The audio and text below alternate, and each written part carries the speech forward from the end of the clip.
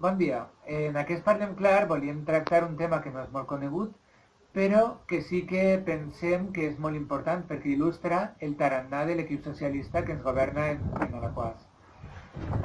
El gros de la feina que fem les regidores i els regidors d'aquest poble culmina en les comissions informatives i en el ple. Les comissions informatives se celebren totes les 5 el penúltim dijous de mes i el ple és una setmana més tard, l'últim dijous de mes. La proposta que li farem al govern és que dividirem les comissions, unes un dia i altres altre, fer-ho en 2 dies per a que donara temps a fer-ho tot. La resposta que tinguérem en el seu dia era que sí que anava a donar temps a fer-ho i que era una preocupació infundada.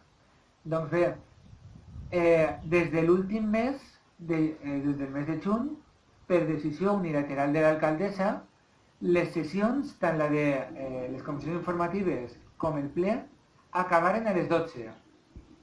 De manera que la comissió de control no es va poder celebrar i totes les preguntes que l'oposició, els partits polítics que no són el PSOE, li havíem de fer al govern, no les varen poder fer.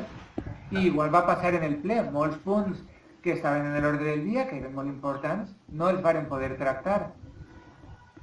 L'única solució que va plantejar l'alcaldessa, l'única alternativa, va ser deixar-los per al següent mes.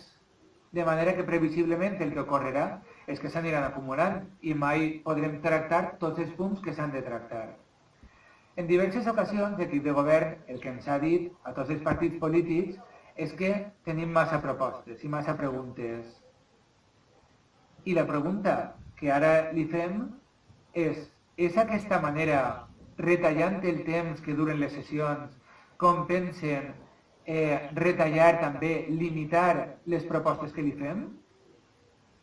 És així com volen limitar el control, el seguiment que fem de la seva gestió per a saber el que fan? Per què no ens deixen a l'oposició fer la nostra tasca?